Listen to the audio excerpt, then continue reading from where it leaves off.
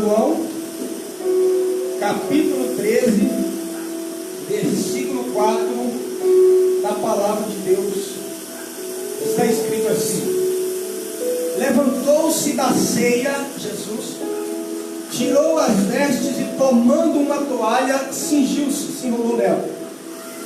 Depois deitou água numa bacia e começou a lavar os pés aos discípulos e a enxugar-lhes com a toalha com que estava cingido, com a qual ele estava enrolado. Aproximou-se, pois, de Simão Pedro, que lhe disse: Senhor, tu lava-me os pés? Respondeu Jesus e disse-lhe: o que eu faço não sabes tu agora, mas tu o saberás depois. Disse-lhe Pedro: nunca me lavarás os pés.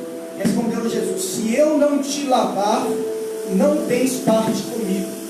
Disse-lhe Simão Pedro: Senhor, não só os meus pés, mas também as mãos e a cabeça. E disse-lhe Jesus: aquele que está lavado não necessita de lavar senão os pés, pois no mais está todo limpo. Ora, vós estáis limpos, mas não todos. Fecha a sua Bíblia, fecha os teus olhos e vamos falar com Deus. Meu Deus, meu Pai, nós agradecemos a Ti pelo privilégio de estarmos diante do Senhor em oração, diante do Senhor, prestando culto para receber aquilo que o Senhor tem para os nossos corações essa noite. Agradecemos a Ti pelo privilégio de estarmos diante do Senhor, de poder fazer parte dessa família maravilhosa que vai morar no céu, que vai passar a eternidade com o Senhor, contemplando a Sua face, a Sua grandeza, a Tua beleza e a Tua santidade. Pedimos agora que Teu Espírito traga sabedoria e revelação aos corações, para que nenhum dos Teus filhos volte para as suas casas da maneira que eles chegaram aqui. É o que nós pedimos e crendo que o Senhor o fará. Agradecemos em nome do Pai, do Filho e do Espírito Santo de Deus. Se você crê nisso, diga amém, Jesus. Entenda que Jesus estava aqui na última ceia, numa quinta-feira à noite. Ele estava diante dos seus discípulos, quando de repente, depois de haver ceado, ele se levantou, tirou a túnica que ele estava vestido, pegou uma toalha, pegou uma bacia, colocou nela água e começou a lavar os pés dos seus discípulos. Só que, como era natural na cultura judaica, sempre o Senhor é servido pelo servo, sempre o maior é servido pelo menor, sempre aquele que está numa posição de grandeza é servido por aqueles que Deus colocou debaixo da sua autoridade, para que então aconteça aquilo que é natural. O maior é servido pelo menor. Mas nós sabemos que, tendo Jesus no ambiente e os apóstolos, quem é o maior? Diga assim: Jesus. Mas Jesus, ele quebra aqui o protocolo e ele então começa a fazer algo que é contrário à cultura dos judeus. Ele começa a se colocar como aquele que é o menor. Ele começa a se colocar como aquele que serve. Ele começa a se colocar como aquele que coloca-se na posição de inferior. E o apóstolo Pedro, vendo aquilo, estando acostumado com a cultura, e falou: Jesus, o Senhor vai lavar os meus pés? De maneira nenhuma, isso não tem cabimento, não tem lógica, porque nós estamos aqui para te servir, não para ser servidos pelo Senhor. E Jesus, ele então traz uma lição poderosa para a minha, para a sua, para a vida dos apóstolos e para todos aqueles que lerem este versículo, que é a seguinte lição: o Evangelho da graça de Deus, ele tem muito mais a ver com receber de Jesus do que dar algo para Jesus. Porque tem muita pessoa que ela vive a vida dela frustrada, porque ela pensa que Deus está constantemente com uma demanda, com uma lista de regras, de pedidos e de ordenanças, para que você cumpra essas regras e então você seja aceito por Deus, então você seja recebido na presença de Deus. Só que Deus, ele não trabalha dessa maneira. Deus, ele não trabalha vivendo com você uma lista de regras na qual ele espera que você cumpra, para que quando você terminar de cumprir, ele faça um julgamento e então ele diga qual é a opinião dele a seu respeito. Os homens trabalham dessa maneira, mas com Deus não funciona dessa maneira. Por quê? Porque Deus, ele sempre vai querer e ele sempre vai se mover tendo a iniciativa de te abençoar, de te favorecer, de te amar. E então ele espera unicamente que você dê uma resposta a ele. Então, quando Jesus queria que os discípulos servissem a ele, a maneira de Jesus despertar no coração deles esse sentimento de que eles deveriam servir, é que Jesus serviu a eles primeiro, e então eles dariam uma resposta para Jesus positiva, no sentido de segui-lo também. Porque nós fomos criados, a cultura cristã, a cultura evangélica é a seguinte: você dá para Deus o dízimo, e Deus então te dá a proteção. Você dá para Deus a oferta, e Deus dá para você a multiplicação, a prosperidade. Você dá para Deus a sua obediência, e então, só então Deus começa a cuidar de você. Mas só que isso era verdade no tempo antes de Jesus. Moisés disse: se atentamente ouvires a voz do Senhor teu Deus, e guardares atentamente os seus mandamentos, então a bênção correrá atrás de vós. Só que Jesus, quando ele veio e morreu na cruz, ele pegou as duas coisas e trocou a ordem. Por quê? Porque ele já começou a te abençoar em primeiro lugar, e então ele espera que esse ato de bondade dele te leve ao arrependimento. Ele deu a você uma provisão financeira para você cuidar da sua casa, e então ele espera que você agora dê uma resposta, separando uma parte do que você ganhou e ajudando na obra de Deus, ajudando as pessoas que estão ao seu redor. Ele coloca na sua mão uma quantidade de dinheiro para você desfrutar da maneira que você quiser, e ele espera que você tenha a iniciativa agora de responder a ele, separando uma parte do que você tem, para que então você sirva aos homens, você sirva a igreja, você sirva a Deus diante dos homens. Só que o que está na nossa cabeça é o quê? Eu estou tendo a iniciativa de dar o dízimo, e Deus vai me dar uma resposta, fazendo com que eu receba a proteção, receba o cuidado. Só que quando você tem um entendimento correto, você percebe que o dízimo que você tem para dar não foi conseguido na força apenas do seu braço. Se não fosse o cuidado de Deus, se não fosse a provisão de Deus, se não fosse a mão de Deus em seu favor, sabendo que você vive num mundo que jaz no maligno, e o maligno aqui se refere ao diabo, e sabendo nós que o diabo ele veio para matar, roubar e destruir, e você consegue chegar no final do mês e ter um salário ali para você cuidar da sua casa, não é você que está dando, não é Deus que está te dando uma resposta, é você que agora vai dar uma resposta para Deus. Porque a vida cristã não tem a ver primeiro com você fazer para Deus, tem a ver com você primeiro receber aquilo que Ele fez por você, e então, só então, depois de você receber aquilo que Ele fez por você, você vai ter condição de fazer algo por Ele. A Bíblia diz que até o amor com o qual nós amamos a Deus, ele só é possível porque Deus, Ele nos amou primeiro. Diga assim: Deus nos amou primeiro. Na lei não era assim. Na lei a ordem era: amarás o seu Deus de todo o coração, de toda a tua alma, de todas as suas forças. E então Deus vai vir e vai te abençoar. Deus vai vir e vai te salvar. Deus vai vir e vai te dar uma resposta, mostrando se você foi aprovado ou reprovado. Só que na graça de Deus, na pessoa de Jesus, o que Deus faz? Deus vem primeiro e mostra para mim, e mostra para você que Ele, não você, amou você de todo o coração, amou você de toda a sua alma, amou a mim de todas as suas forças, e amou a nós de todo o seu entendimento. E então o que a gente faz? Quando a gente percebe o resultado dessa bênção, o que isso traz de bom na nossa vida? É impossível uma pessoa que tem a revelação do quanto ela foi amada por Deus, ela não trazer de volta a sua mente cativa a Deus em um amor recíproco, em um amor que responde, não um amor que veio de uma demanda, mas um amor que veio como uma resposta.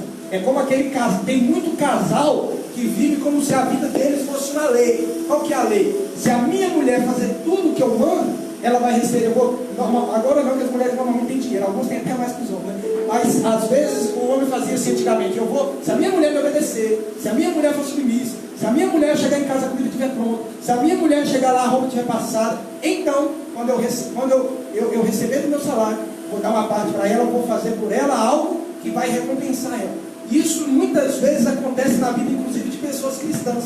E tem mulher também que faz assim: se o meu marido me tratar bem, se o meu marido me trouxer flores, se o meu marido me tratar com delicadeza, então eu vou atender ele quando ele me pedir, quando ele me chamar, quando ele pedir um favor, quando ele quiser estar comigo. Por quê? Porque a nossa mentalidade é a mentalidade da lei. Infelizmente nós somos criados nesse sistema, no sistema de que primeiro eu faço e depois eu recebo. Só que Jesus convida você que é casado a fazer como Ele. Ele convida você a primeiro se entregar, a primeiro servir, a primeiro conquistar o coração da pessoa com o seu carinho, com o seu amor. E então fica praticamente impossível da pessoa não dar uma resposta, da pessoa não te tratar bem de volta. Porque eu não acredito que uma mulher que faz de tudo para agradar o marido, que faz de tudo aquilo que é as suas obrigações de casa, que além delas faz a mais, eu não acredito que esse marido não vai ser constrangido a dar uma resposta, a responder de maneira positiva, de maneira que vai fazer com que ela se sinta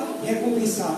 Eu duvido que uma mulher, que um marido que trata a mulher com carinho durante o dia, que trata a mulher com respeito, que quando ela pede um favor ele faz, eu duvido que na hora que esse marido estiver precisando de qualquer coisa, ela vai ter dificuldade de servir. Por quê? Porque esse amor, que é o que eu estou falando aqui, ele é o contrário da lei. Da lei é o que a gente infelizmente já vê na maioria dos lares, né?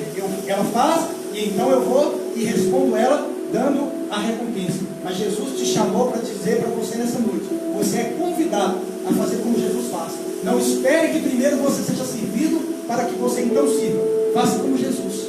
Se levante, tenha a iniciativa de servir, tenha a iniciativa de abençoar, tenha a iniciativa de prestar o seu serviço, o seu favor, de liberar do seu tempo, do seu dinheiro. Porque qualquer pessoa que é grata, qualquer pessoa que é nobre nos seus pensamentos, ela vai se sentir persuadida a retribuir.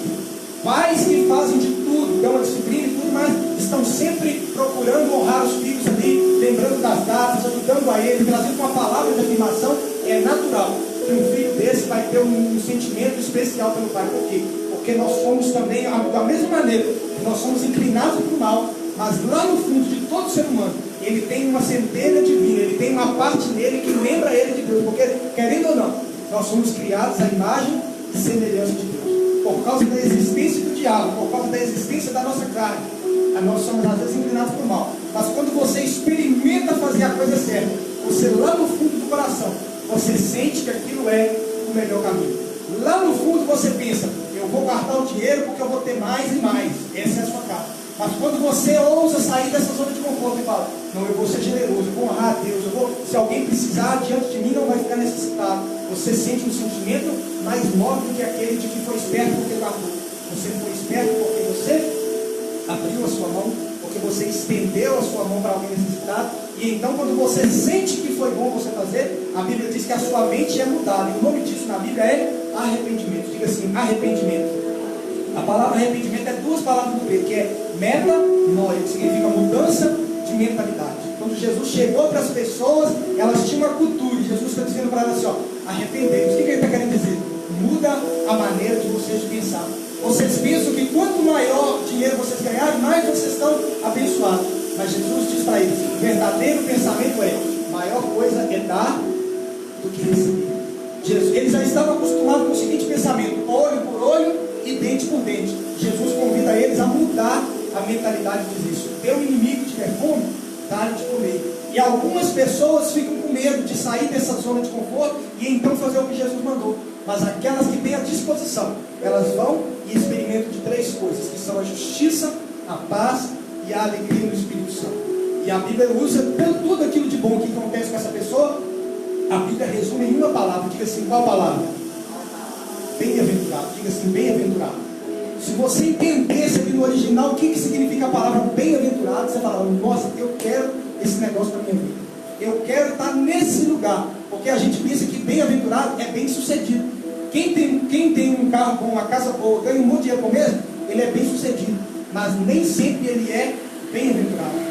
Se a pessoa falar assim, eu vou estudar, vou ser médico, e forme e se torna médico, ele foi bem-sucedido.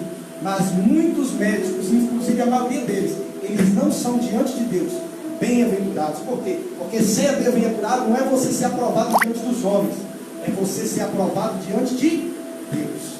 Ser bem-aventurado não é você ter a sua conta bancária cheia de dinheiro.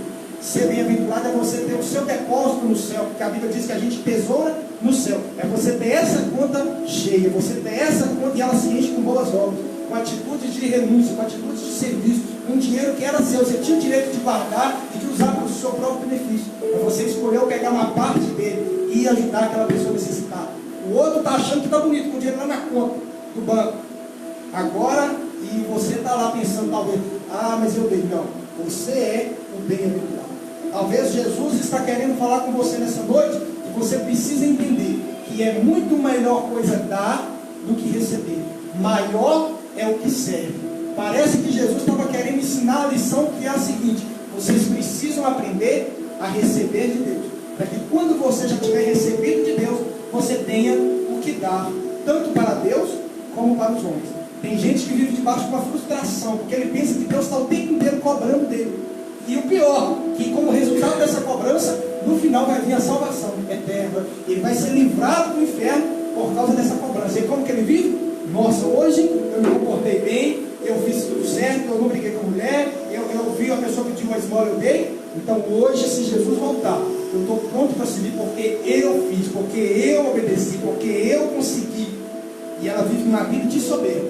Só que normalmente a falha vem, o erro vem. O que acontece? No dia que ela falha, no dia que ela está brigada com o marido, no dia que ela está ali, que a pessoa pisou no calo dela, ela deu uma resposta agressiva, ela fica com aquele sentimento frustrado. Nossa, Jesus não volta agora não. Porque se o Senhor voltar agora, nesse meio tempo, eu estou reprovado. E o Senhor jamais vai me aceitar na tua presença, tendo estado brigado com alguém, tendo estado com alguma coisa em falta. Espera, aí tem algumas igrejas que tem até o culto da ceia. E o pessoal pensava antigamente que o dia do acerto de conta para você ser perdoado era na ceia. E aí o que acontecia? Era uma vez por mês. Como que eles viviam?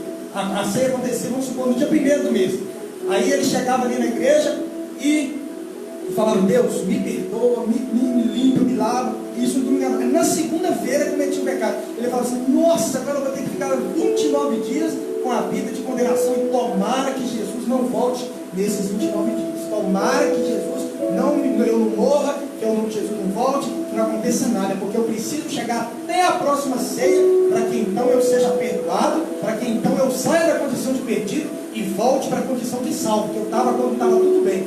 Mas a verdade de Deus para você é a sua salvação, a sua recepção na presença de Deus. Ela não se dá por causa das suas obras, ela não se dá por causa do seu bom comportamento, ela se dá por causa da sua fé na obra consumada de Jesus. Deus primeiro ele te salva, e então ele espera de você com gratidão que você se comporte bem. Qual que era a religião? Se comporte bem, e então a gente te salva. Eles chegaram para Jesus como uma mulher pecadora que tinha sido flagrada em adultério. E os homens falavam para as mulheres assim: ó, mulheres, vocês não pequem, que então a gente não vai condenar vocês.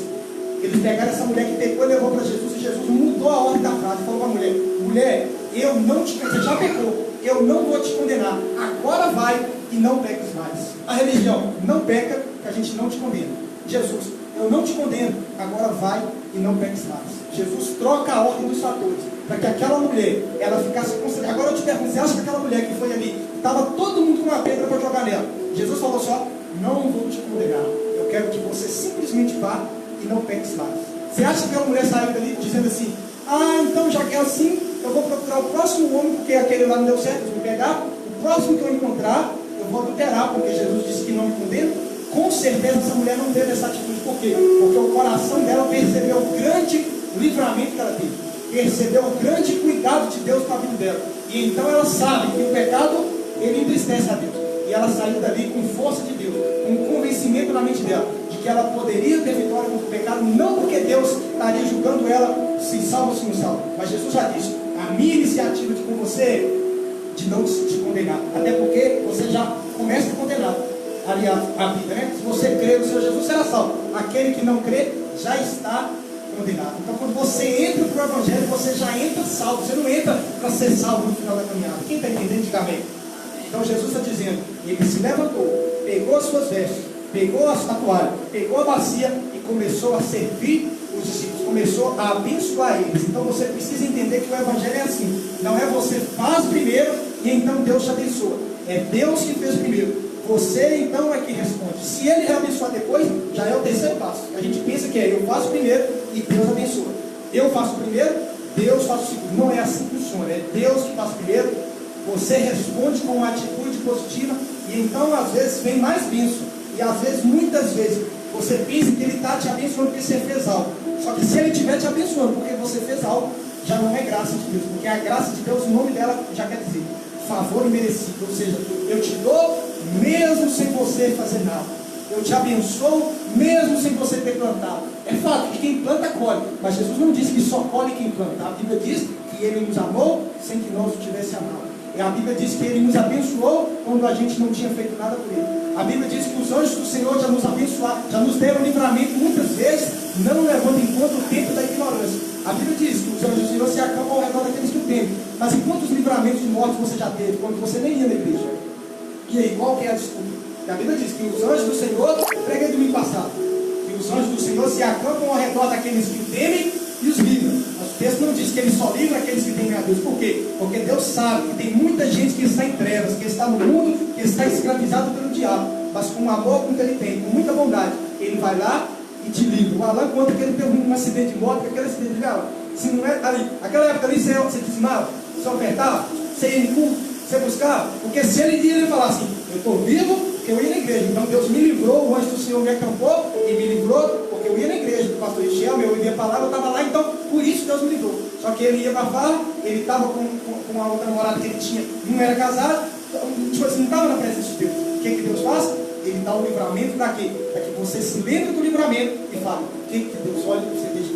Se eu fosse um crente, até que cabia, mas eu estou no mundo, às vezes estou indo para uma festa, às vezes estou indo para uma balada, acontece um acidente e o livramento acontece para quê? Para que eu fique constrangido com a bondade de Deus. Eu lembro que quando eu tinha de 16 até os 19 anos, irmão, eu não morri porque Deus tinha um plano. Porque se eu te contar o tanto de. Eu falo aqui, ó, tem um rio Sossuí aqui lá no Cubá. Quem lembra onde tinha o rio Cubá? Quem lembra que tem um rio Sossuí para lá? Tem um Sossuí? Tem? Eu pequeno, eu pulava no rio Sossuí assim, ó, e o rio 4 metros de fundura. Não ia na igreja, não estava agarrado com nada, não estava preocupado com nada. Pulava no rio e ia nadando, dando braçada por rio abaixo. Aí quando eu cansava de dar braçada, não sabia nadar não, mas a correnteza me levava. E eu ia dando braçada, falei: tô indo. Aí quando eu cansava de nadar, eu achava que eu estava nadando. Eu pegava numa árvore que descia dentro do rio, subia pela cara da árvore, eu ainda era magrinho, eu aguentava o meu peso. Hoje, se fizer isso, pessoal, aí Deus tem que mandar um anjo para dar recurso. Mas na época eu ainda aguentava o meu peso, pegava a galha da árvore que descia dentro do rio, de 4 metros de fundura, subia pela galha e me disse: agora eu falo para você, um negócio desse, é o cuidado de Deus ou não é? É Deus no livramento ou não é? É Deus te protegendo enquanto você ainda não está servindo Ele ou não é? Porque tem gente que ensina: olha, você só vai receber provisão de Deus se você ofertar. Tem muita gente que não é dizimista e que Deus provê na vida dele de maneira poderosa. Por quê? Porque Deus não é que Deus está sendo impuro. Deus está procurando uma maneira de conquistar o coração da pessoa. Deus está promovendo uma maneira para que aquela pessoa pense: poxa vida, eu não vou na igreja, a comida acabou e a vizinha falou que sentiu no coração de me dar um dinheiro. Nossa, esse Deus é demais. É aquela pessoa que não tem ali, não está servindo a Deus, vem numa igreja que tem um pastor de revelação, a pessoa não serve a Deus, não busca a Deus, não é batizado, não tem compromisso nenhum com Deus. Aí a pessoa vem num culto de revelação, quem aqui vem aqui já viu, quando a gente traz os pastores, o pastor vai falar: minha filha querida, estou quebrando essa maldição, estou dando livramento na sua casa. Aí a gente diz: mas peraí, essa irmã não é de igreja, ela está aqui porque ela passou de revelação, ela está aqui porque hoje é um culto especial, ela está aqui porque ela veio buscar uma revelação. Não é casado, não tem compromisso com Deus, não é dízimo, não é ofertante, não batiza, não faz nada. Mas Deus está usando um profeta para dizer: minha filha, estou dando livramento, minha filha, estou provindo, estou entrando naquela causa. E para um religioso isso é complicado. Por quê? Porque Deus só poderia dar livramento, Deus só poderia entrar naquela causa se a pessoa estivesse andando na linha, se a pessoa estivesse andando em obediência, se a pessoa estivesse servindo a Deus com fidelidade. Só que Jesus, ele quebra o protocolo. Diga assim: Jesus quebra o protocolo. Você pode reparar, em março agora vai ter o aniversário da igreja, vamos fazer 4 dias, vai ter bastante revelação. Você vai ver, ele vai revelar a gente, não tem compromisso com Deus, vai dizer: Deus está abençoando, Deus está livrando. É mentira? Não, porque Deus, ele faz dessa maneira.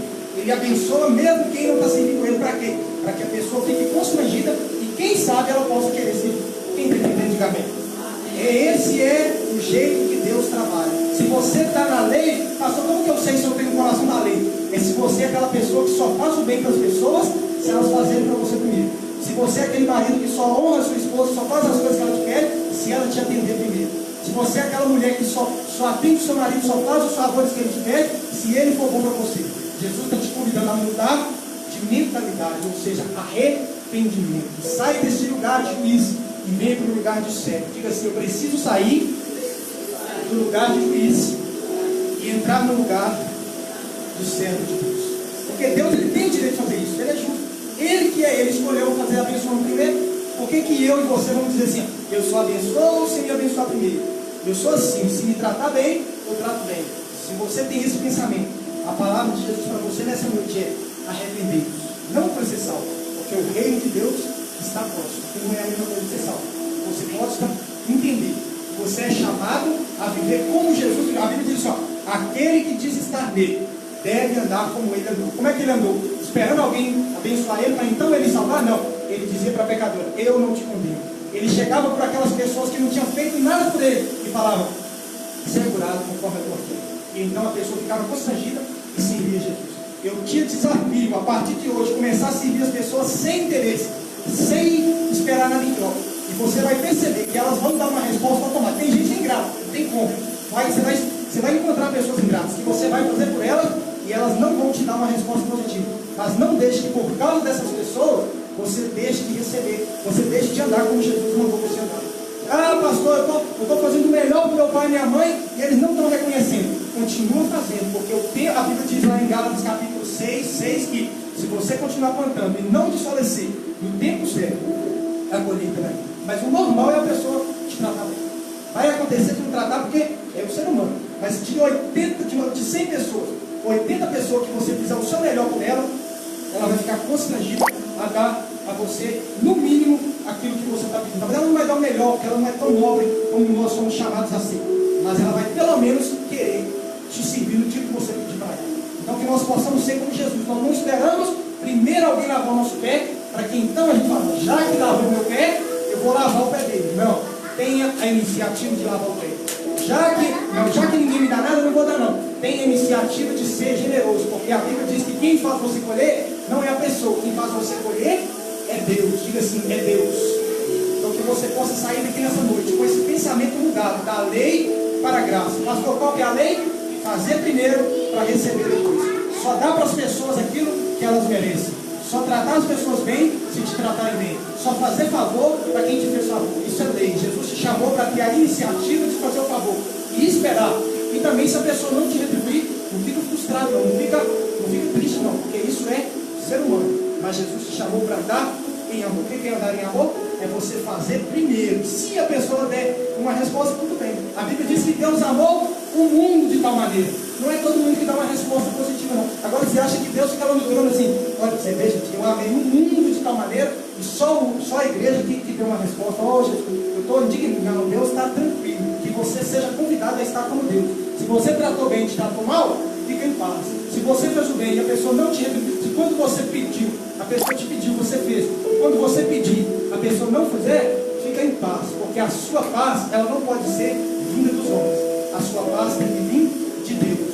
A sua paz tem que vir não de baixo. A sua paz tem que vir de cima, sabendo que você fez a vontade de Deus.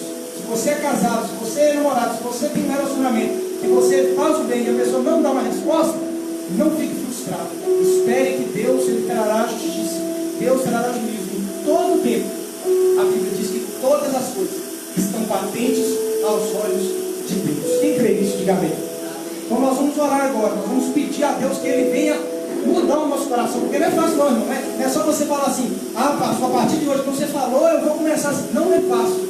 Porque o negócio está enraizado no nosso coração. Porque a lei é aquilo assim, me fez mal, eu pago com mal. Ele quer receber de mim bem? Faça para mim o bem primeiro. Está enraizado, não é só você falar assim, entendi, pastor, eu já entendi. Você não entendeu, você quer saber, você pode ter entendido, mas você não compreendeu, porque existe uma diferença entre entender e compreender. Diga assim, entender e compreender. O que é entender? Ô fulano, como é que nada? É assim, você vai com o braço, faz assim. Se soltar você na piscina, se você nunca tiver nadado, aí você explica, eu entendi, mas você vai conseguir nadar? Não, por quê? Porque você não compreendeu. Se eu pegar uma pessoa que eu sei andar de bicicleta, e alguém nunca andou de bicicleta, eu falar com ele assim, ó, olha pra mim que eu vou te mostrar como que anda de bicicleta. Você põe a mão no guidão, assenta no sininho e pedala e se equilibra. Aí a pessoa, você entendeu? Entendi. Agora pega e anda. Vai tomar um capote. Por quê? Porque ele entendeu, mas não compreendeu. Então nós somos chamados aqui no culto para entender. Mas no dia a dia, quando você pratica, você começa então a compreender. Quem está entendendo, diga amém. Então você não precisa você achar que você entendeu, que você já, agora sim, agora acabou meus problemas. Não acabou. Só vai vencer essa área quando você começar a botar em prática e o seu coração for capturado por esse entendimento. Eu quero convidar você agora, se você puder ficar de joelho no seu lugar.